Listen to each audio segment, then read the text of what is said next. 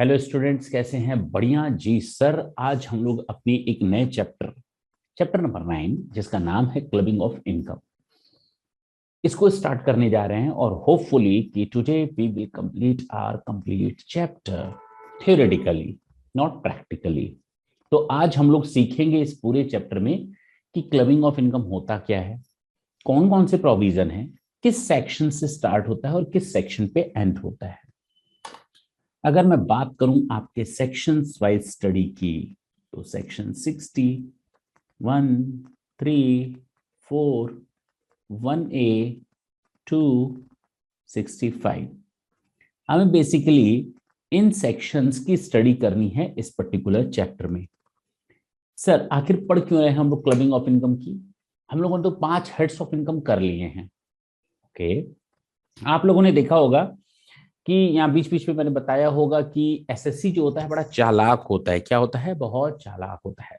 वो ना अपना पैसा बचाने के लिए सरकार को मूर्ख बनाता है, मूर्ख बनाता है या कोशिश करता है। वो अपने ट्रांजेक्शन को इस तरह से घुमा करके ट्विस्ट करके लाने की कोशिश करता है जिससे उसके ऊपर का टैक्स बर्डन कम से कम हो। अब जाहिर सी बात है, कोई भी बंदा होगा वो चाहेगा कि उसकी टैक्स लायबिलिटी मिनिमाइज हो। अब अगर टैक्स लायबिलिटी मिनिमाइज करना चाहता है तो वो उल्टे सीधे हथकंडे अपनाएगा। दो तरह की चीजें होती है, एक तो होती है टैक्स इवेजन होती है, एक तो होती है टैक्स प्लानिंग। टैक्स प्लानिंग जो हम टैक्स सिस्टम के दायरे में रह करके लीगली टैक्स को बचाते हैं। टैक्स इवेजन जो हम टैक्स बचाते तो हैं लेकिन तरीके गलत होते हैं। जो टैक्स का इंटेंशन नहीं है, जो इस एक्ट का इंटेंशन नहीं है, उसके बियॉन्ड जाकर के उसके उसके प्रोविजंस को फॉलो ना करते हुए या हम लोग अपने अमाउंट ऑफ टैक्स को बचाने के लिए कोई ट्रांजैक्शन को इस तरह से शेप देते हैं जिससे कि हमारी टैक्स लायबिलिटी कम हो जाए, जबकि सरकार का ऐसा कोई इंटेंशन नहीं था या एक्ट का कोई ऐसा इंटेंशन नहीं था।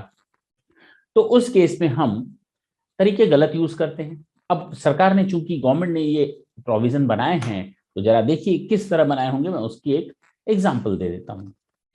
ये मिस्टर ए है, ये उसकी वाइफ है, मिसेस ए। अच्छा, हुआ क्या होगा कि मिस्टर ए के पास सैलरी की इनकम है 8 लाख, और मिस्टर ए के पास हाउस प्रॉपर्टी की भी इनकम है, कंप्यूटेड इनकम है। मैं किसकी बात कर रहा हूं? कंप्यूटेड इनकम की बात कर रहा हूं।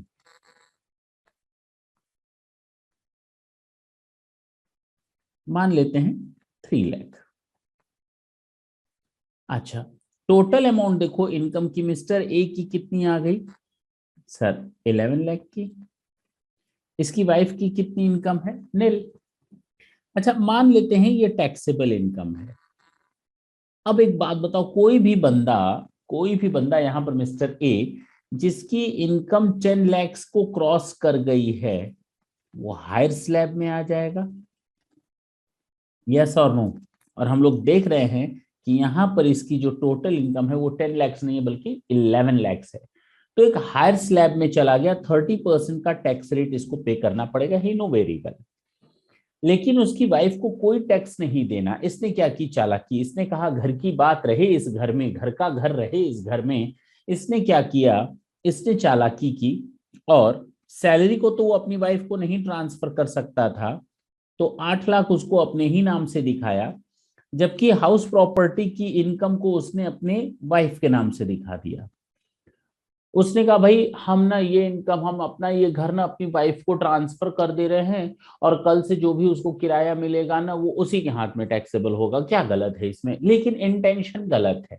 गलत कुछ नहीं है, इंटेंशन ये है कि हमारी स्लैब रेट 10 लाख से कम आ जाए, और हमने इनकम का डाइवर्जन कर दिया, नॉट एप्लीकेशन, हमने इनकम को डाइवर्ट कर दिया, अपनी इनकम को किसी दूसरे को ट्रांसफर कर दिया, only for the purpose only for have only with the having such type of intention to reduce the amount of tax liability, to evade the amount of taxes। अब उस अमाउंट ऑफ टैक्स को बचाने के लिए हमने उल्टे सीधे हथकंडे अपनाए। हमने अपनी प्रॉपर्टी अपनी वाइफ के नाम ट्रांसफर कर दी, गिफ्ट दिखा दी, कुछ भी कर दिया बिना पैसे के। अब बताओ मिस्टर ए के हाथ में कितने रुपए पर टैक्स लगेगा? 8 लाख। और मिस्टर वाई के हाथ में, मिसेस ए के हाथ में कितने रुपए पर टैक्स लगेगा? 3 लाख। एक बात बताओ, बेसिक एग्जामिशन लिमिट तो आपको मालूम है ना, 2,50,000 पर, ना इस पर लगेगा ना इस पर लगेगा। स्लैब तो कम था ही था। अब मिसेज ए को केवल 50,000 पर टैक्स देना है और मिस्टर ए को 5,50,000 पर टैक्स देना है। बोलते क्यों नहीं? हाँ सर, अब तो टोटल टैक्स लायबिलिटी 7 लाख पर आएगी और लोअर स्लैब रेट हो गया, और स्लैब रेट लोअर होने से ये भी अमाउंट बच गया टैक्स का। लो कर लो बात। तो कहा गया कि बात तो सही है, पहले तो ये टोटल 11 लाख में से केवल 2,50,000 का बेनिफिट ले रहा था, एक तो वो डबल हो गया, अब ये टोटल 5 लाख की इनकम को माइनस कर दे रहा है। पहले जो इसकी टैक्सेबल इनकम आती थी, अगर देखी जाए तो माइनस कर लो 2.5 लाख बेसिक एग्जेम्पशन लिमिट,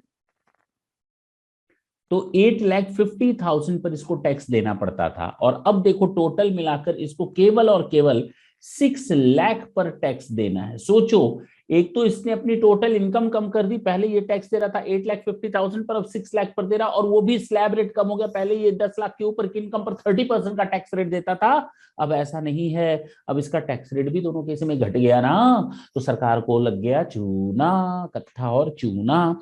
तो अब क्या करें? सरकार ने कहा हम हैं ना, मैं हूं ना, किसका है ये तुमको इंतजार, मैं हूं ना, देख लो इधर तो एक बार, मैं हूं ना। तो सेक्शन 60 आ गया। अब इस तरह के ये प्रोविजन बनाते गए लोग, नए नए तरीके यूज करते गए। सरकार को बोले देख, तूने नया प्रोविजन बनाया, हम उसकी तोड़ बनाते हैं। सरकार ने कहा देख, तूने एक नया तोड़ बनाया, हम उसके ऊपर प्रोविजन बनाएंगे। उसने कहा देख, तूने एक नया प्रोविजन बनाया, हम उसका तोड़ बनाएंगे, मतलब एक जुगाड़ करेंगे, प्रोविजन बनाए, टैक्स इवेजन के तरीके ढूंढेंगे। सरकार टैक्स के कानून बनाती गई और ये चैप्टर बन गया क्लबिंग ऑफ इनकम। अब बताओ, ऑनेस्टली बताना, कसम है तुम लोग को, सच सच बताना, ये मिस्टर मिसेस ए की इनकम को क्या किया जाए? क्या मिसेस ए की इनकम जो 3 लाख हम दिखा रहे हैं, क्या वो मिसेस ए में ही टैक्स लगाएं? आपका दिल क्या गवाही देता है? सर, हमारा दिल ये गवाही देता है इस 3 लाख को भी 8 लाख में क्लब कर दिया जाए, यानी जो वो चोरी कर रहा था जिस इंटेंशन से, वो इंटेंशन पूरा ना हो पाए सामने वाले का। यही तो आप करेंगे ना? सर बिल्कुल यही करेंगे, और गवर्नमेंट ने भी यही किया। गवर्नमेंट ने इसी तरह, देखो ना, इनकम किसकी है? मिसेज ए की। अकाउंट में किसके आ रही है? मिसेज ए की। टैक्स चोरी है ना? बिल्कुल है। तो क्या कर दे, इस अमाउंट ऑफ इनकम को टैक्स किस पर लगा दे? मिस्टर ए पर लगा दीजिए। जब इस पे ये ऐड हो जाएगा तो वापस ये कहां पहुंच जाएगा? जहां पर इसको चहुपना था वहीं पहुंच गया। सच सच बताओ, समझ में आया या नहीं? सर समझ में आ गया। एक बात बताइए, अब इस तरह के प्रोविजन सर सरकार बनाती है? बिल्कुल बनाती है। इसी तरह का इनकम, इसी तरह के चैप्टर का नाम है क्लबिंग ऑफ इनकम और income of other person included in the total income of the assessee. Income of other person, देखो ना, income of other person to be included in the total income of the assessee, किसी दूसरे की income. Actually देखो तो now the income is of Mrs A because the property has been transferred by Mr A to Mrs A. Actually she is getting the amount of rent, but the transaction has been shaped in such a manner so that the tax can be evaded. तो यहां पर उस tax evasion को रोकने के लिए government को tax provision बनाना पड़ा, क्लबिंग ऑफ इनकम, कि इनकम किसी और की है लेकिन उस पर टैक्स कोई और देगा। तो यही बात है यहाँ पर क्लबिंग ऑफ इनकम में। जरा देखते हैं किस तरह के प्रोविजन है, और अब आपको समझ में आ जाएगा कि हम क्या बोलने जा रहे हैं। सेक्शन 60 सबसे पहले कहता है, मिस्टर ए ने कहा देखो भाई, हमारे पास जब ये सेक्शंस नहीं थे तो लोगों ने किस तरह की चालाकियां की। मिस्टर ए ने कहा ये आप प्रॉपर्टी हम अपनी वाइफ को गिफ्ट कर दे रहे हैं, फोकट में ही सही, चलो प्रॉपर्टी नहीं गिफ्ट कर रहे हैं हम, केवल इनकम गिफ्ट कर दे रहे हैं। ये जो मेरी इनकम है ना, ये जो तेरी पायलों की छंज, ये जो तेरे घर की ये इनकम है, उसको हमने अपनी वाइफ के नाम ट्रांसफर कर दिया। देखो ना, मैंने अपने घर की इनकम को वाइफ के नाम से ट्रांसफर कर दिया। ओके, जो हाउस प्रॉपर्टी की मेरी इनकम थी मैंने अपनी वाइफ के नाम ट्रांसफर कर दिया, केवल इनकम ट्रांसफर की, प्रॉपर्टी नहीं ट्रांसफर। कह रहे ऐसी कैसे प्रॉपर्टी ट्रांसफर कर दूं? मैंने अपनी घर की इनकम को, केवल हाउस प्रॉपर्टी की इनकम को मैंने अपनी वाइफ के नाम ट्रांसफर कर दिया, नथिंग एल्स, नथिंग एल्स। मैंने प्रॉपर्टी अपने नाम नहीं रखी है, केवल इनकम को ट्रांसफर कर दिया। तो कहा गया सेक्शन 60 शैल बी प्रोवोक्ड, कि जहां पर केवल इनकम ट्रांसफर होती है बिना एसेट को ट्रांसफर किए हुए। ओके, तो उस केस में ये इनकम उसी ट्रांसफरर की मानी जाएगी जिसने ऐसी इनकम ट्रांसफर की है। तो आप ऐसा कर नहीं सकते सेक्शन 60 आने के बाद। अब लोग ऐसा नहीं कह सकते कि ये मेरी जो इनकम है ना, इसको मेरी वाइफ के नाम ट्रांसफर कर दिया। अरे नहीं कर सकते, नहीं कर सकते। मैं किसी की भी बात कर रहा हूं, मैंने अपनी एसेट ट्रांसफर किए बिना केवल उसकी इनकम मैं कैसे किसी को ट्रांसफर कर दूं, कैसे कर दूं बताओ? नहीं पॉसिबल है, टैक्सेशन में पॉसिबल नहीं है। मेरी बात ये समझ में आ गई होगी जी। ये है सेक्शन 60। सेक्शन 61 कहता है कि भाई मिस्टर ए ने कहा देखो गवर्नमेंट ने अब लगा दिया है एक कानून कि अब मैं अपनी केवल इनकम ट्रांसफर नहीं कर सकता। हाँ, केवल इनकम ट्रांसफर नहीं कर सकता। हाँ, तो एक काम करता हूं, घर की बात रहे इस घर में, क्यों ना ये घर हम अपने ही घर में रहेगा, है तो मेरी वाइफ के पास ही। अगर मैं ये घर भी ट्रांसफर कर दूं तो सरकार को कोई ऑब्जेक्शन नहीं होना चाहिए।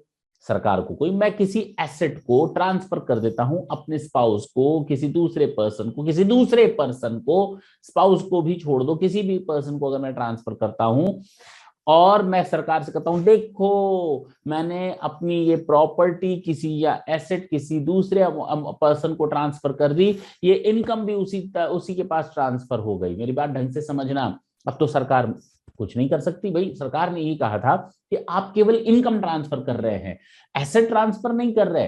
लेकिन अब एसएससी कहता है देखो सेक्शन 60 तो तूने बना लिया, लेकिन हमने ना अब अपनी एसेट को भी यानी ट्रांसफर कर दिया सामने वाले के पास। अब तो इनकम उसके पास, एसेट भी उसके पास, इनकम भी उसके पास। पहले तो एसेट नहीं जा रही थी, लेकिन अब एसेट भी जा रही है, इनकम भी जा रही है। बताओ तुमको कोई ऑब्जेक्शन? सरकार ने कहा नहीं, हमें कोई ऑब्जेक्शन नहीं। तब इसने क्या कहा किया मालूम है? इसने जो प्रॉपर्टी ट्रांसफर की थी, कहा कि भाई ये जो मैं प्रॉपर्टी आपको दे रहा हूं ना, मिस्टर ए ने मिस्टर बी को या मिसेस ए को, जिसको किसी को भी जिसको इसने प्रॉपर्टी ट्रांसफर की, उसको कहा सुनो ये प्रॉपर्टी मैं तुम्हें दे रहा हूं, 5 सालों के लिए दे रहा हूं, 5 साल बाद ये प्रॉपर्टी मेरे पास आ जाएगी। ओके, उसने कहा सुनो मैं ये प्रॉपर्टी तुम्हें दे तो रहा हूँ, एसेट दे तो रहा हूँ, लेकिन इस एसेट का 30% इनकम मेरे पास रहेगा। उसने कहा सुनो मैं ये एसेट तुम्हें दे तो रहा हूं, लेकिन इस एसेट को खबरदार तुम किसी दूसरे को बेच नहीं पाओगे, ट्रांसफर नहीं कर पाओगे या ट्रांसफर नहीं कर पाओगी। तो कहा गया चलो भाई मैं तुम्हें एसेट ट्रांसफर तो कर रहा हूं, लेकिन इस एसेट का ये यूज करना है, ये यूज नहीं करना है। मींस कहीं ना कहीं आपको ये चीज तो समझ में आई कि मिस्टर ए अपनी प्रॉपर्टियां अपनी एसेट को ट्रांसफर तो कर रहा है दूसरे के पास, लेकिन उस एसेट या उस एसेट से रिलेटेड इनकम पर अपना कब्जा भी जमा करके रखा है। उस एसेट पर या उस एसेट की इनकम पर अपनी ग्रिप उसने कमजोर नहीं होने दी। उसने कहा ये एसेट मैं तुम्हें दे तो रहा हूं लेकिन ये बेच नहीं पाओगे, ग्रिप उसके हाथ में। ये एसेट मैं दे तो रहा हूं लेकिन इसकी इनकम मुझे दे देना, ग्रिप उसी के हाथ में है। ये एसेट मैं दे तो रहा हूं, इसकी 50% इनकम मुझे देना या 30% इनकम उसको देना, यानी अभी भी एसेट पर उसका कंट्रोल उसके ऊपर है। एसेट मैं तुम्हें दे तो रहा हूं लेकिन 5 साल बाद 7 साल बाद ये एसेट वापस हमें कर देना, यानी एसेट पर अभी भी उसका कुछ ना कुछ हिस्सा है। इसको हम लोग कहते हैं रिवोकेबल ट्रांसफर। क्या बोलते हैं? रिवोकेबल ट्रांसफर, यानी कि हमने एसेट तो ट्रांसफर की but having some different type of condition, by adding some different type of condition so that it can be assumed that the asset is transferred but the asset is directly or indirectly attached with the transferor. तो वो asset मेरे साथ directly और indirectly किसी भी तरह से attach है, चाहे एसेट को लेकर, चाहे उस एसेट की ओनरशिप या टाइटल को लेकर या उसकी इनकम को लेकर के। तो कहा गया ऐसा ट्रांसफर रिवोकेबल ट्रांसफर कहलाएगा, खंडनीय हस्तांतरण कहलाएगा, टूटा हुआ ट्रांसफर कहलाएगा, कंप्लीट ट्रांसफर नहीं कहलाएगा। अगर आपने एसेट को इस तरह से किसी दूसरे को ट्रांसफर किया है और उस पर कहीं ना कहीं अपने ऊपर पास कब्जा भी रखा है, पोजीशन भी रखा है इनडायरेक्टली या डायरेक्टली, तो उस केस में भी सामने वाले की इनकम वापस यहीं पर क्लब हो जाएगी जितना ग्रिप रखा है। Okay, all income. ओके, तो अब जितनी भी इनकम उसको ट्रांसफर हुई arising to any person by virtue of revocable transfer of assets shall be included in the total income of the transferor and taxed accordingly। जी sir, मेरी बात समझ में आ गई होगी। तो नेक्स्ट आते हैं। तो सर ये रिवोकेबल नहीं होता, कब नहीं होता? कहा गया मान लो मैंने कोई एसेट सामने वाले को दी, मैंने कहा जब तक तू जिंदा है ये अब एसेट तेरे पास ही रहेगी, जब तक तू जिंदा है ये एसेट तेरे पास रहेगी। हाँ, तेरे जाने के बाद ये एसेट वापस मेरे पास आएगी, तो भी वो इनकम सामने वाले के पास जाएगी, क्योंकि मैंने उसके जीते जी, उसके रहते हुए वो एसेट को सामने वाले को ट्रांसफर किया था। तो हर्ज क्या है? कहने का मतलब ये हुआ कि अगर मैं एसेट ट्रांसफर नहीं करता हूं, केवल इनकम ट्रांसफर करता हूं, तो गलत है, वो इनकम वापस मेरे में क्लब हो जाएगी। दूसरा कहा गया सेक्शन 61, अगर मैं कोई एसेट ट्रांसफर कर रहा हूं लेकिन वो रिवोकेबल ट्रांसफर है, तो भी उससे रिलेटेड इनकम मेरे पास ही टैक्सेबल होगी। लेकिन कहा गया इसका कुछ एक्सेप्शन है। सेक्शन 62 कहा गया कि अगर मैं एसेट ट्रांसफर तो कर रहा हूं, रिवोकेबल लग भी रहा है, क्योंकि मैंने उसमें लिखा है कि ये एसेट तुम्हारी लाइफ टाइम तक है, जितने दिन तुम जिंदा हो इस एसेट से रिलेटेड इनकम और एसेट तुम्हारी। तो कहा गया कोई बात नहीं, मिट्टी पाओ ऐसी चीज पर, उसकी इनकम उसके पास, मेरी इनकम मेरे पास, बात खत्म। तो एसेट चली गई, ट्रांसफर हो गई, इनकम भी चली गई, लेकिन तब तक जब तक वो जिंदा है, तो कहा गया ऐसा ट्रांसफर रिवोकेबल ट्रांसफर नहीं माना जाएगा, उसको हम इररिवोकेबल ट्रांसफर ही मानेंगे। और कहा गया ये during the life time of the transferee के लिए ट्रांसफर होना चाहिए एसेट और उसकी इनकम, तो इसको हम इररिवोकेबल ट्रांसफर मान लेंगे। उम्मीद करते हैं सेक्शन 62 बहुत आसानी के साथ समझ में आ गया होगा। आते हैं सेक्शन 63, जो ये बताता है ट्रांसफर और रिवोकेबल ट्रांसफर का अंतर क्या है। मैंने बता दिया, वैसे मुझे कुछ बताने की जरूरत नहीं है। कहा गया कोई भी ऐसा ट्रांजैक्शन रिवोकेबल ट्रांसफर माना जाएगा अगर उसमें कोई भी ऐसा क्लॉज है जो रीट्रांसफर होने की बात करता है। मैंने आपको कोई एसेट दी, उस पर वापस मुझे कोई ना कोई हक मिलेगा रीट्रांसफर का, डायरेक्टली या इनडायरेक्टली, पूरी एसेट पर या पूरी आधी एसेट पर, पूरी इनकम पर या आधी इनकम पर। तो it gives the transferor right to reassume the power directly or indirectly over the whole or any part of the income or the asset। तो उस केस में ये रिवोकेबल ट्रांसफर कहलाएगा। ठीक है, आते हैं सबसे इंपॉर्टेंट सेक्शन जिसका हमें था इंतजार, लो वो घड़ी आ गई आ गई। सेक्शन 60 बता दिया, 61 बता दिया, 62 हो गया, 63 हो गया। अब आते हैं सेक्शन 64, द मोस्ट इंपॉर्टेंट, क्योंकि इसमें है स्पाउस से related income section 64(1), minor child से रिलेटेड इनकम सेक्शन 64(2), और 1A and 2, sorry 1A and 2, ठीक है ना। तो ये तीनों चीजें अब हम देखने जा रहे हैं। The most important section section 64(1). सबसे पहले हम इसकी बात करते हैं, हस्बैंड वाइफ, हस्बैंड और सन्स वाइफ की बात करेंगे। यानी सेक्शन 64(1) में हम हस्बैंड वाइफ या एसएससी और उसके सन्स वाइफ की बात करेंगे। Is it clear? तो एसएससी है उसकी वाइफ, एसएससी अगर हस्बैंड है तो उसकी वाइफ, एसएससी अगर वाइफ है तो उसका हस्बैंड, एसएससी अगर कोई भी पर्सन हो उसका सन्स वाइफ। ठीक है, तो इसके बारे में सेक्शन 64(1) क्या कहता है? बहुत ही सिंपल सी चीजें हैं, आराम से सुनते हुए जाते हैं, कहानी की तरह ये खत्म होते हुए चली जाएगी।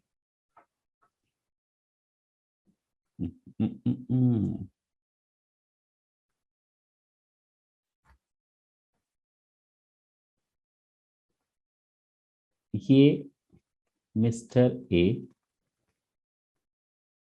और ये मिसेस ए।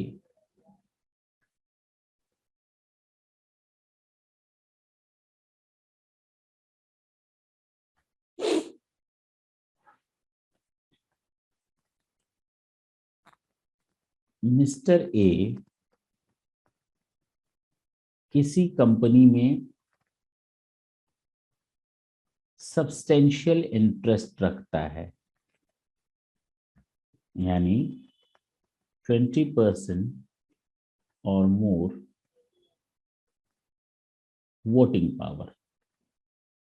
यही तो मतलब हुआ जी sir.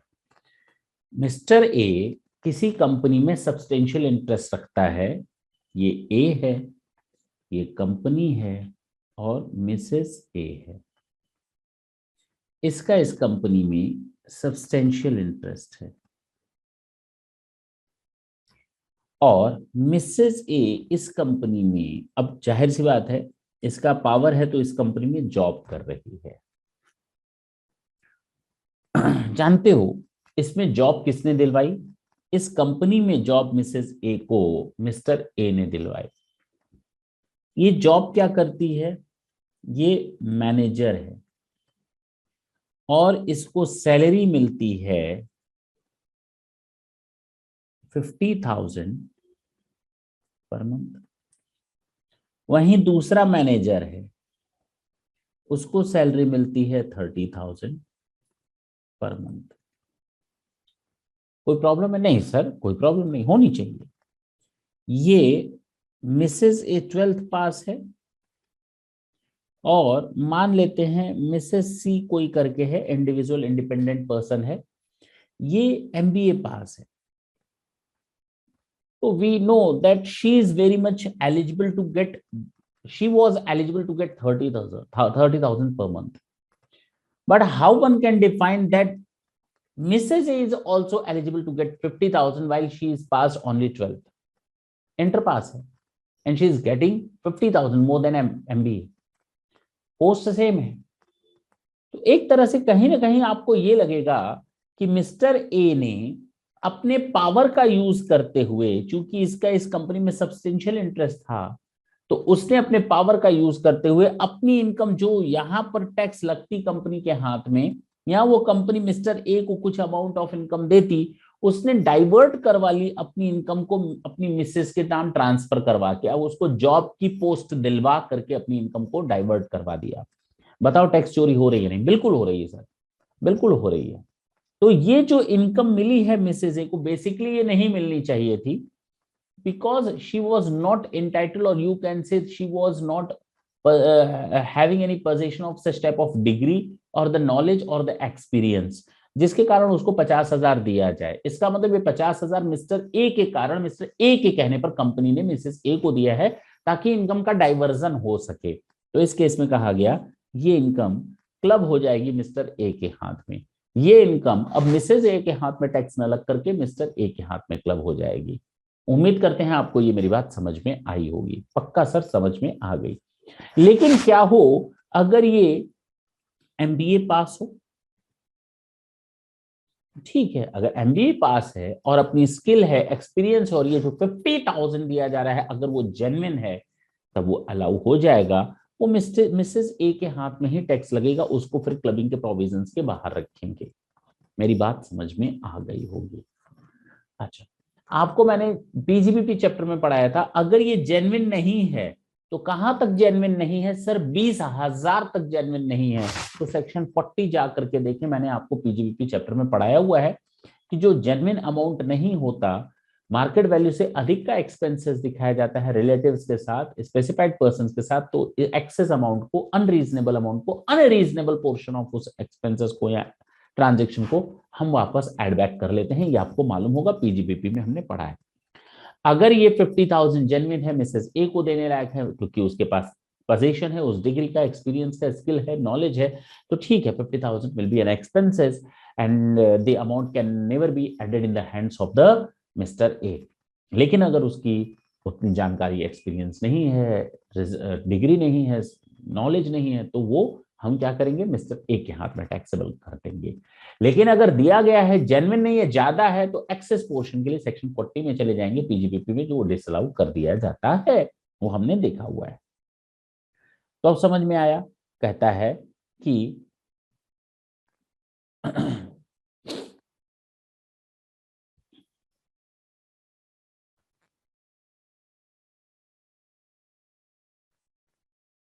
in computing the total income of any individual, यानी mister A, there shall be included all such income, वो सारी इनकम ऐड की जाएंगी जो डायरेक्टली और इनडायरेक्टली उसकी स्पाउस को मिल रही है इन कारणों से।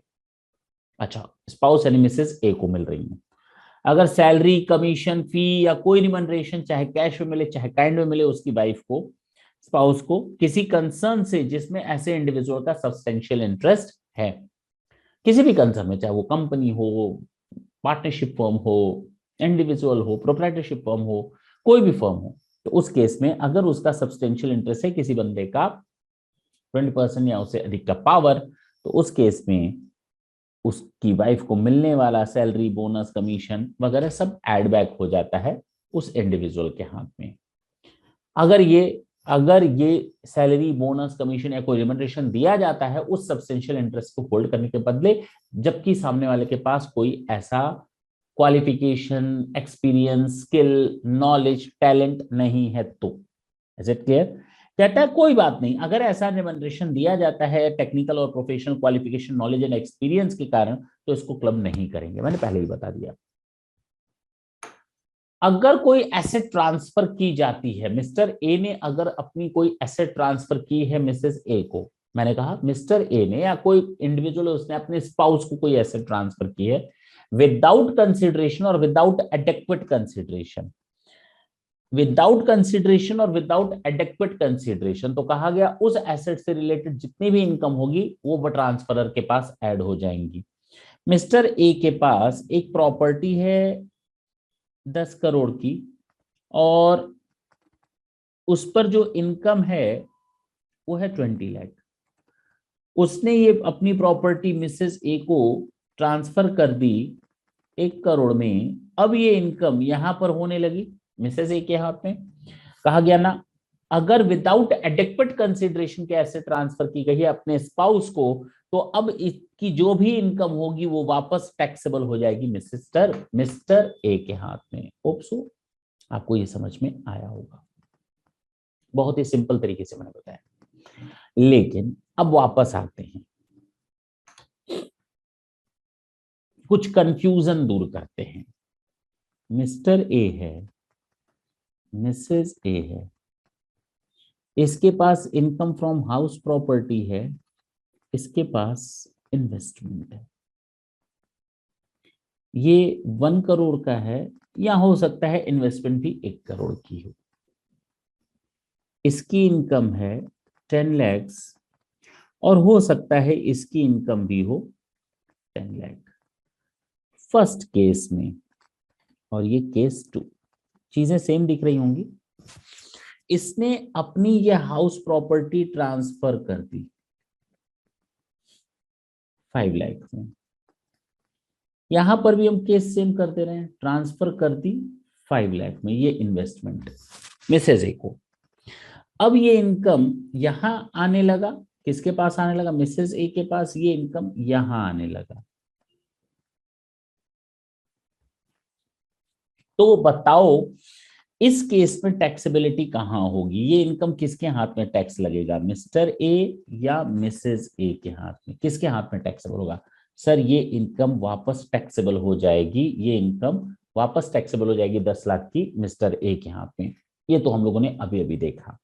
सर ये भी तो वही है ना बाबा ना, जमीन आसमान का अंतर है। अगर आपको याद हो तो मैंने आपको सेक्शन 27 बताया था। अगर कोई हाउस प्रॉपर्टी है और अगर कोई बंदा अपने स्पाउस को वो एसेट ट्रांसफर करता है बिना कंसिडरेशन या बिना एडेक्वेट कंसिडरेशन के, तो वो इनकम यहाँ पर टैक्सेबल हो जाती है। वो सेक्शन 27 में हाउस प्रॉपर्टी में मैंने बता दिया गया था डीम्ड इनकम का, deemed owner, sorry deemed owner, deemed owner के नाम से। तो आप दोनों चीजों को इक्वल नहीं करेंगे। अगर हाउस प्रॉपर्टी की बात होगी तब तो सेक्शन 27 लग जाएगा सेम पोजीशन में, लेकिन अदर देन हाउस प्रॉपर्टी कोई भी एसेट हो, कोई भी एसेट हो, तो वहां पर लग जाएगा सेक्शन 64। बात समझ में आई? तो हाउस प्रॉपर्टी के लिए केवल सेक्शन 27 की बात करेंगे, इंडिविजुअल और उसके स्पाउस से रिलेटेड किसी ट्रांजेक्शन को ले करके हाउस प्रॉपर्टी में ही सेक्शन 27 को ही कंसीडर करेंगे। वो हाउस प्रॉपर्टी में ही कवर किया हुआ है, वो प्रोविजन यहां कवर नहीं किया है। जो हाउस प्रॉपर्टी को छोड़कर बाकी चीजें वो यहां कवर हो जाएंगी। Is clear? तो अगर हाउस प्रॉपर्टी की बात होगी तो हम हाउस प्रॉपर्टी चैप्टर में सेक्शन 27 को ध्यान में रखते हुए वहीं कवर कर लेंगे, यहां लाने की जरूरत नहीं पड़ेगी क्लबिंग के प्रोविजन में। लेकिन अदर देन हाउस प्रॉपर्टी का अगर कोई ऐसा केस आता है, कोई भी केस हो, किसी भी एसेट से रिलेटेड हो, यानी इन्वेस्टमेंट, मैंने एक एग्जाम्पल दिया है, तो कहा गया वहां पर ये क्लबिंग ऑफ इनकम के प्रोविजन एप्लीकेबल होंगे। यहां तक कोई दिक्कत नहीं सर। अच्छा, वापस आते हैं। ये मिस्टर ए है, ये मिसेस ए है। ये कंपनी है या कंसर्न है, कोई भी कंपनी या कंसर्न हो सकती है। इसमें इसका सब्सटेंशियल इंटरेस्ट है, यानी मोर देन 20% पावर इसके पास मिस्टर ए के पास अवेलेबल है। और कहा गया इसके पास भी सब्सटेंशियल इंटरेस्ट है। सोचो, इसके पास 25% है, इसके पास 21% है। हो सकता है, नहीं हो सकता? किसके पास ज्यादा है? मिस्टर ए का होल्ड ज्यादा है कंपनी में। ओके। तो कहा गया मिस्टर ए की इनकम 8 लाख है और इसकी इनकम मिसेस ए की 12 लाख है। अच्छा, कंपनी ने क्या किया? कंपनी ने मिस्टर ए को सैलरी दी 4 लाख और कंपनी ने इसको सैलरी दी 1 लाख। हो सकता है, नहीं हो सकता? बोलो भाई। तो बताओ क्लबिंग कहां करेंगे? सर समझ में नहीं आई बात। चलिए मैं आपको फिर से बोलता हूं। ये मिस्टर ए है, ये मिसेस ए है, ये कंपनी है। वापस पुरानी चीज पर, इसके पास इसका सब्सटेंशियल इंटरेस्ट है, मान लेते हैं 22%। कंपनी इसको सैलरी देती है, बोनस या कमीशन कुछ भी देती है। तो बताओ इसके पास जो इनकम आ रही है कंपनी से कहां टैक्सेबल होगी? वो यहां टैक्सेबल होगी, क्लब कर दी जाएगी। यही तो बताया था। अगर इसके पास कोई अपनी प्रोफेशनल स्किल, टैलेंट और क्वालिफिकेशन ना हो तो समझ में आ गया कि मिस्टर ए के हाथ में टैक्सेबल ना होकर के सैलरी, बोनस, कमीशन वो मिस्टर ए में चला जाएगा, ये बता दिया। लेकिन यहां क्या, यहां तो दोनों के पास सब्सटेंशियल इंटरेस्ट है। एक की इनके पास 25%, एक के पास 21%। एक को इनकम मिल रही है 4 लाख, एक को इनकम मिल रही है 1 लाख। बताओ प्रॉब्लम किस इनकम को लेकर के है? यहां हम प्रॉब्लम किस इनकम को लेकर के बोल रहे हैं? यहां जो प्रॉब्लम आ रही है ना, यहां प्रॉब्लम केवल और केवल इस 5 लाख को लेकर के है जो कंपनी से इन लोगों को मिल रही है, मिस्टर ए और मिसेज ए को। आखिर उसी 5 लाख में तो इन लोगों ने झोल झाल किया होगा, मिस्टर ए और मिसेज ए ने। उसी 5 लाख को लेकर के तो सब्जेक्ट मैटर है, हमारे पास प्रॉब्लम है, हमारे पास पॉइंट है, हमारे पास डिस्कशन है। इस 5 लाख को करे क्या? सर दोनों की इनकम है, दोनों के सब्सटेंशियल इंटरेस्ट से अपना अपना कर। अरे भैया ऐसे कैसे होगा ऐसा? ऐसे कैसे होता है? ऐसे नहीं ना होता है। तो कैसे होगा सर? यहां टैक्स चोरी हो सकती है। देखो, इसके पास परसेंटेज कम है और इसके पास कंपनी के ऊपर होल्ड ज्यादा है। तो बताओ कहां टैक्स लगेगा? सर एक काम करिए ना, ये पूरा का पूरा 5 लाख उठा करके ना यहां टैक्स लगा दीजिए आप भी ना। अरे नहीं, ऐसे नहीं करना है। ये कोई मेजरमेंट का तरीका नहीं है कि अगर होल्डिंग पावर 25% है तो उसका होल्ड ज्यादा होगा। अरे भाई, यहाँ सब्सटेंशियल इंटरेस्ट की केवल बात हो रही है, केवल और केवल सब्सटेंशियल इंटरेस्ट की बात हो रही है। और सब्सटेंशियल इंटरेस्ट जो है दोनों के पास है, मिस्टर ए के पास भी है, मिसेज ए के पास भी है। तो कहा गया इस 4 लाख की इनकम को छोड़ करके, इस 1 लाख की इनकम को छोड़ करके, ये प्रॉब्लम वाली मैटर है, इस 5 लाख को छोड़ दो। अब ये बताओ दोनों में से इनकम किसकी ज्यादा है? तो सर इनकम है मिसेज ए की ज्यादा। अगर इस इनकम को छोड़ दो, जो प्रॉब्लम कर रही है उस इनकम को किनारे कर दो। अब ये देखो और ये बताओ किसकी इनकम ज्यादा है, मिस्टर ए की या मिसेज ए की? सर मिसेज ए की इनकम बहुत ज्यादा है उससे, मिस्टर ए से। तो एक काम करो, जो कुछ भी इनकम है ना, ये दोनों इनकम उठाओ और सीधे सीधे मिसेज ए में ऐड कर लो 5 लाख रुपए। जो प्रॉब्लम थी कहां ऐड करें कहां ऐड करें, वो दूर हो गई। अब इसकी इनकम 17 लाख और इसकी इनकम 8 लाख, ऐसे ही रहेगी। दोनों में से इस इनकम को, जो प्रॉब्लम वाला मैटर है, जो प्रॉब्लम वाली इनकम है, पहले तो उसको किनारे कर दो। अब ये देखो मिस्टर ए की इनकम कितनी, मिसेज ए की इनकम कितनी। जिसकी इनकम एक दूसरे से अधिक होगी, ऐसी प्रॉब्लम वाली इनकम को छोड़कर सारी प्रॉब्लम वाली इनकम उसी में ऐड कर दो। बात खत्म, बात ही खत्म। बात मत कर रहे हैं इसके बाद इसके लिए। मेरी बात समझ में आ गई होगी।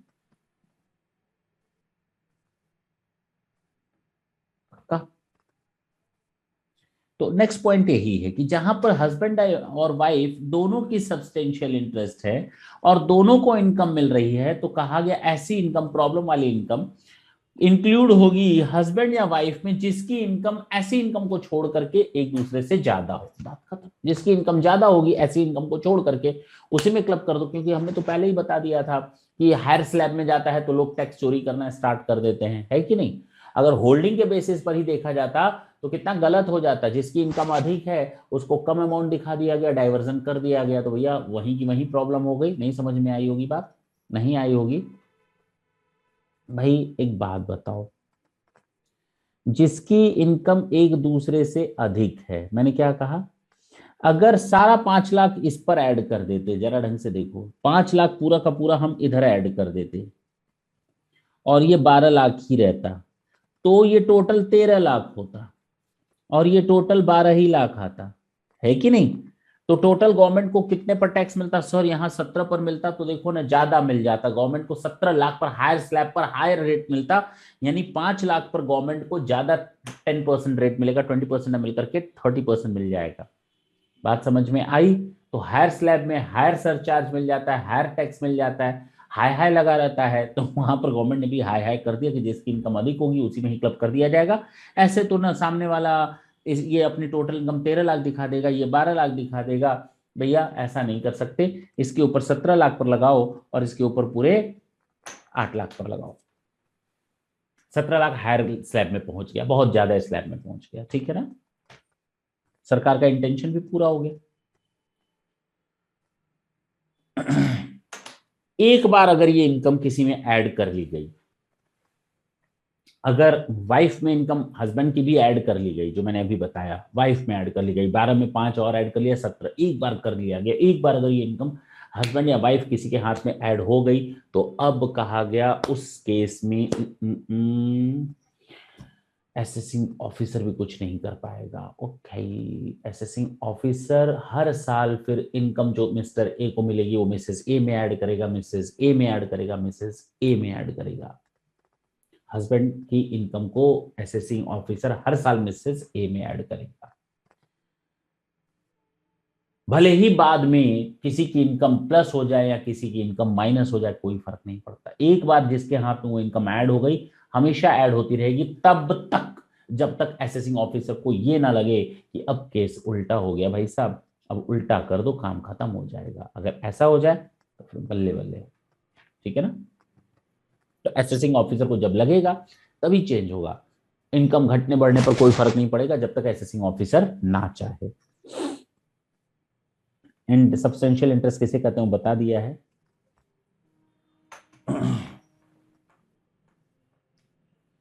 अगर कोई इंडिविजुअल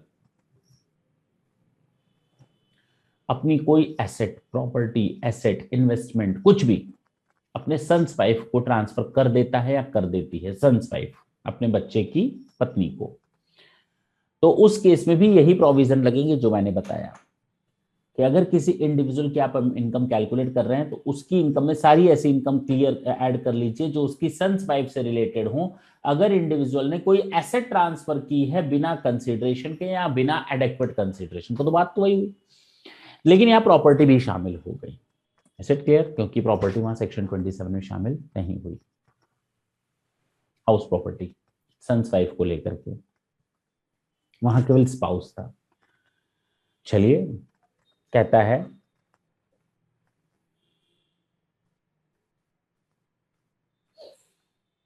क्या कहता है, ये मिस्टर ए है, ये मिसेस ए है। अब मिस्टर ए को मिसेस ए को बेनिफिट देना है, डायरेक्ट गिफ्ट दिखा नहीं सकता। इसने क्या किया, इसने एक रोड़ा खड़ा कर दिया, इसने एक ट्रस्ट बना लिया, इसने एक एओपी बना लिया, कुछ भी बना लिया, और इसने सबसे पहले अपनी एसेट यहां ट्रांसफर की ट्रस्ट को। अब वो इनकम किसको होने लगी, ट्रस्ट को, कोई दिक्कत नहीं। लेकिन मिस्टर ए ने ट्रस्ट को बोला कि 50% इनकम मिसेस ए को ट्रांसफर कर देना है, खबरदार जो सब इनकम अपने पास आता। सोचो, अब मिस्टर ए ने अपनी एसेट ट्रस्ट को ट्रांसफर कर दी और ट्रस्ट को इंस्ट्रक्शन दे दिए कि भाई जो भी इनकम आएगी ना इसका 50% मेरी वाइफ को ट्रांसफर कर देना। उड़ी बाबा, बीच में दीवार खड़ी कर दी। पर्पस यही है कि इनकम अपनी एसेट की यहां पर डाइवर्ट हो जाए, ट्रांसफर हो जाए। तो इसने डायरेक्ट ना ट्रांसफर किया, बीच में एक ट्रस्ट, एओपी, बीओआई या कोई भी एसोसिएशन खड़ा करके उसके बाद इसने ट्रांसफर कर दिया एसेट उस ट्रस्ट एसोसिएशन को, ट्रस्ट एसोसिएशन को या एओपी बीओआई को, जिसको भी किया हो, और उसको ये इंस्ट्रक्शन दे दिया कि इसकी फलाना डिमांड का इनकम उसकी वाइफ को ट्रांसफर कर दिया जाए या उसकी सन्स वाइफ को ट्रांसफर कर दिया जाए। तो भैया कुछ भी कर लो, जो ये पोर्शन है ना वापस इस पर टैक्सेबल हो जाएगा। अगर किसी इंडिविजुअल की आप टोटल इनकम कैलकुलेट कर रहे हैं तो उसमें इंक्लूड करो डायरेक्टली और इनडायरेक्टली किसी एओपी बीओआई को दी गई इनकम जो otherwise than for adequate consideration to the extent in which the income from such asset is for the immediate or deferred benefit of the individual spouse or son's wife। तो जितना भी ये portion जाएगा 50%, यहां पर मैंने example लिया तो ये 50% ही आप यहां पर ऐड बैक करेंगे, ठीक है ना, बाकी मत करेंगे। चाहे वो मिस्टर ए इंस्ट्रक्शन दे कि मिसेज ए को ट्रांसफर करना है एसेट इनकम या उसके सन्स वाइफ को ट्रांसफर करना, दोनों केस में सेम सिचुएशन होगी, जितनी भी उनके हाथ में जाएगी वो वापस मिस्टर ए में क्लब हो जाएगी। दैट्स इट, क्लियर हुआ। अब चाहे वो इमीडिएट बेनिफिट हो कि जितना कमाओ उतना दो, जितना कमाओ उतना दो, या आज कमाओ 5 साल बाद देना, कोई फर्क नहीं पड़ता। तो इमीडिएट बेनिफिट दिया जा रहा है या फ्यूचर में डेफर्ड बेनिफिट दिया जाएगा, उससे कोई फर्क नहीं पड़ता। धीरे धीरे दिया जाए या एक बार में दिया जाए बेनिफिट, कोई फर्क नहीं पड़ता। जितना भी बेनिफिट मिस्टर मिसेज ए या उसकी सन्स वाइफ, मिस्टर ए की सन्स वाइफ को मिलेगा वो सारा का सारा क्लब हो जाएगा मिस्टर ए के हाथ में। ठीक है सर,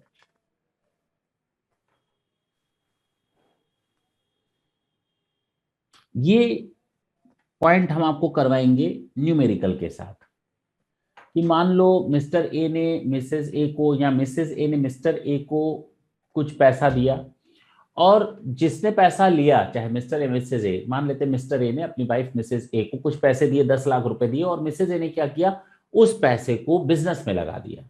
किस में लगा दिया? बिजनेस में। अब उसको वहां से क्या हो रहा है? इनकम अराइज हो रही है। तो बताओ मिस्टर ए ने एक तरह से कैपिटल का कंट्रीब्यूशन किया ना, डायरेक्टली इनडायरेक्टली। आप बोल सकते हैं ना कि mister A is contributing like a capital, means mister A is providing fund to his और his wife, but obviously mister A की बात हो रही है तो उसने अपनी वाइफ को एसेट ट्रांसफर की, एसेट के नाम पर उसने मनी ट्रांसफर किया, और मिसेज ए ने क्या किया, उस पैसे को, उस फंड को अपने बिजनेस में इन्वेस्ट कर दिया। अब उस इन्वेस्टमेंट से, उस बिजनेस से प्रॉफिट होगा ना, तो उस प्रॉफिट को ए और बी में, ए और मिसेज ए में कैसे बांटा जाएगा, ये हम लोग न्यूमेरिकल करते समय हम आपके साथ डिस्कस करेंगे। इस चीज को आप अभी स्किप कर सकते हैं, अभी स्किप कर सकते हैं, but yes later on will see how to deal with such type of situation और प्रॉब्लम। इसके लिए पूरा कैपिटल को प्रोपोर्शनेट करना पड़ेगा, वो हम लोग को देखना पड़ेगा प्रोपोर्शन करने का तरीका क्या है। अभी इसको स्किप कर देते हैं।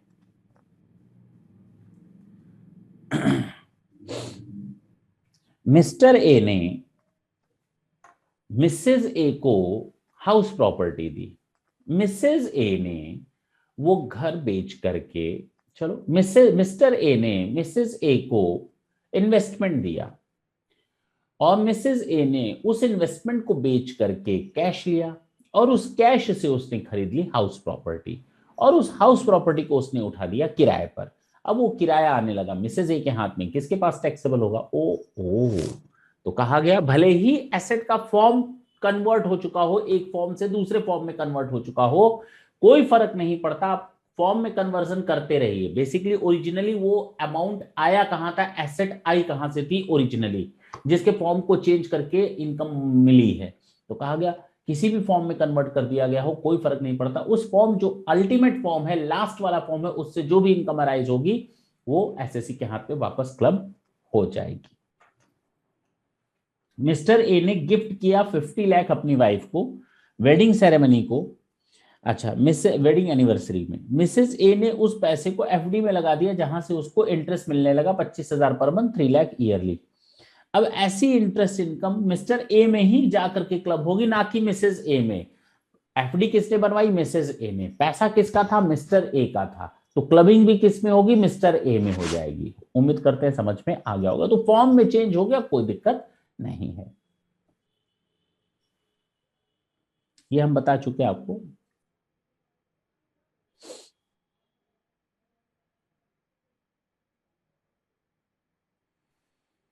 अब आते हैं income of a minor child. क्या कहता है ये सेक्शन 64(1)(a)? अगर कोई मिस्टर ए है, इसकी वाइफ मिसेस ए है, इसका एक माइनर चाइल्ड है मिस्टर बी, मान लेते हैं मिस बी या मिस्टर बी, कोई भी हो। अब इस माइनर चाइल्ड को इन लोगों ने कोई भी एसेट ट्रांसफर की है, फ्री में या विदाउट एडेक्वेट कंसिडरेशन या कंसिडरेशन, कुछ भी हो, क्योंकि माइनर के साथ किया गया समझौता पूरी तरह से वॉइड होता है। माइनर के साथ आप कोई भी एग्रीमेंट करेंगे वो सबका सब वॉइड होता है, इसलिए कहा गया कोई भी सिचुएशन, इसलिए ये सब चीज लिखना बेकार है। पैसा दिया गया, नहीं दिया गया, कम दिया गया, ज्यादा दिया गया, कोई फर्क नहीं पड़ता। अगर कोई बंदा अपने माइनर चाइल्ड को कोई प्रॉपर्टी या कोई एसेट या कोई इन्वेस्टमेंट ट्रांसफर करता, कुछ भी, तो माइनर चाइल्ड को जो कोई भी इनकम होगी वापस वो क्लब हो जाएगी। जो ट्रांसफर किया था, अगर मिस्टर ए ने ट्रांसफर किया था अपने माइनर चाइल्ड को, तो मिस्टर ए के हाथ में वो इनकम टैक्सेबल होगी जो अब माइनर को मिल रही है। या मिसेज ए ने ट्रांसफर किया गया था, तो अब मिस माइनर चाइल्ड को जो कुछ इनकम होगी वो मिसेज ए में क्लब हो जाएगी। ये बात क्लियर है। लेकिन कहा गया अगर माइनर चाइल्ड कोई इनकम कमाता है, कोई भी इनकम कमाए, कोई भी इनकम कमाए, चाहे वो एसेट ट्रांसफर हुई हो या कोई एसेट ट्रांसफर नहीं हुई हो, माइनर चाइल्ड अगर कोई इनकम कमाता है तो बट ऑब्वियस है वो उसके मम्मी या पापा में ऐड होगा। मैंने कहा मम्मी या पापा में ऐड होगा, मैंने कहा मम्मी या पापा में ऐड होगा। सर किसमें? जिसकी इनकम एक दूसरे से अधिक हो। मान लो मम्मी की इनकम है 5 लाख, पापा की इनकम है 4 लाख और उस बच्चे की इनकम है 2 लाख। तो अब ये 2 लाख कहाँ ऐड करें? माइनर चाइल्ड को कोई भी इनकम होती है तो वो मम्मी या पापा में ऐड होती है। तो कहा गया कि 2 लाख को छोड़ दो जो प्रॉब्लम कर रहा है। अब ये देखो किसकी इनकम ज्यादा है, मिस्टर ए की या मिसेज ए की? क्या जवाब आया सर? मिसेज ए की इनकम ज्यादा है, तो ये 2 लाख भी उसी ज्यादा वाले में करो इरादा, ज्यादा का करो इरादा, वो उसमें ऐड हो जाएगा जिसकी इनकम एक दूसरे से अधिक हो। बिल्कुल कहानी की तरह चल रहा है सब, बिल्कुल प्यार से धीरे धीरे धीरे करके यहां तक पहुंच गए। समझ में आया? आया सर जी, आया, बिल्कुल आया, कहीं कोई दिक्कत नहीं है। अगर माइनर चाइल्ड हैंडीकैप्ड है, अगर माइनर चाइल्ड हैंडीकैप्ड है, अगर माइनर चाइल्ड अपने टैलेंट अपने स्किल से कुछ कमाता है, तो भैया वो यहां पर क्लब नहीं होगी इनकम। तो क्लब कब नहीं होगी? यहां क्लब नहीं होगी अगर वो अपने टैलेंट या स्किल से कुछ कमाए, या वो क्लब नहीं होगी कब? जब वो हैंडीकैप्ड हो, तो क्लब नहीं होगी। वहां माइनर चाइल्ड को खुद टैक्स देना पड़ेगा, गार्जियन उसका इनकम टैक्स रिटर्न भरेगा, क्योंकि माइनर है इसलिए सरकार भी कोई एग्रीमेंट नहीं कर सकती। ठीक है ना? तो गार्जियन के माइनर चाइल्ड के बिहाफ पर इनकम टैक्स रिटर्न भरेगा और ये माइनर चाइल्ड के हाथ में ही टैक्सेबल होगी। अगर उसके टैलेंट और स्किल के कारण उसको अमाउंट कोई अमाउंट मिलता है या इनकम मिलती है, या हैंडीकैप्ड है, तो कोई भी इनकम उनके मम्मी पापा में ऐड नहीं होगी, डायरेक्टली क्लबिंग नहीं होगी। कहा गया कि however income shall not be clubbed, कहा गया कोई भी इनकम हो किसी माइनर चाइल्ड की तो वो क्लब हो जाती है। कहाँ होती है भी देखेंगे। तो कहा गया अगर उसने मैनुअल वर्क किया है तो कोई ऐड नहीं होगा, अगर उसने अपनी स्किल टैलेंट और नॉलेज या एक्सपीरियंस का यूज करके कुछ कमाया है तो क्लब नहीं होगा। अगर माइनर चाइल्ड कोई हैंडीकैप्ड है या किसी डिसएबिलिटी से सफर कर रहा है तो उसको भी उसके पेरेंट्स में ऐड नहीं किया जाएगा। कहा गया कि अगर माइनर चाइल्ड को कोई इनकम होती है तो उनके गार्जियंस में ऐड होगी। माइनर चाइल्ड को कोई भी इनकम हो तो उनके गार्जियंस या उनके पेरेंट्स में ऐड होगी, मम्मी या पापा में ऐड होगी, जिसकी इनकम एक दूसरे से अधिक होगी। और एक बार ऐसी अमाउंट ऐड हो गई, एक बार ऐसी अमाउंट ऐड हो गई मम्मी या पापा में, तो हमेशा ऐड होती रहेगी, होती रहेगी, होती रहेगी, होती रहेगी, होती रहेगी, तब तक जब तक कि असेसिंग ऑफिसर को ना लगे कि अब चेंज करना जेन्युइन है। ठीक है?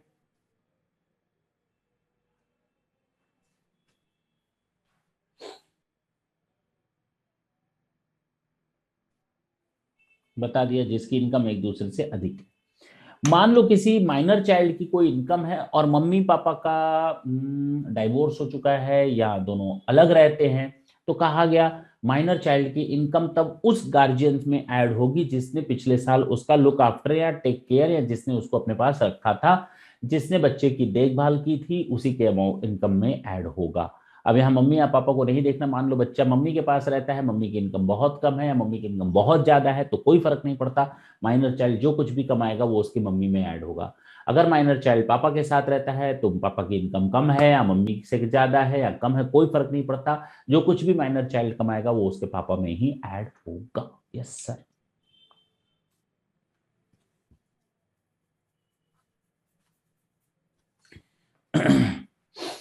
ये मैं बता दूं, खत्म होने वाला है। चाइल्ड का मतलब होता है स्टेप चाइल्ड, शामिल है उसमें। चाइल्ड का मतलब बच्चा होता है, बच्चे में सौतेला बच्चा भी आता है और गोद लिया हुआ बच्चा भी शामिल होता है।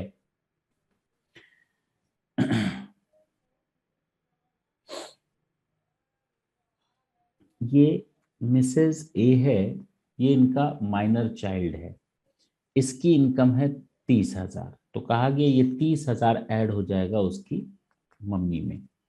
और उसके बाद इनको एक बेनिफिट मिलता है 1500 का अंडर सेक्शन 1032। ये होता है एग्जेम्पशन पर चाइल्ड।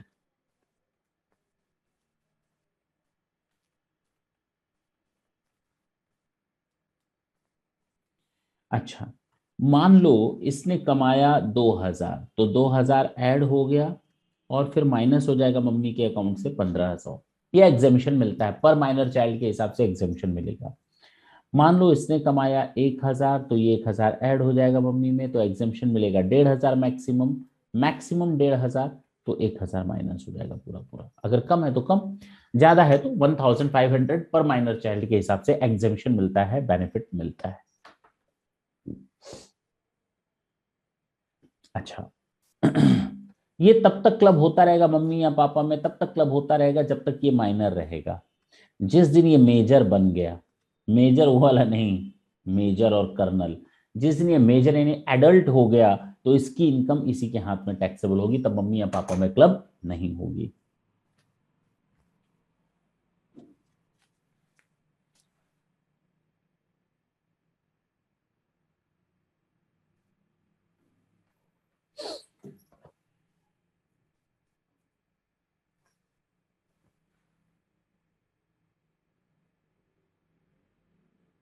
बस ठीक है, आएगा।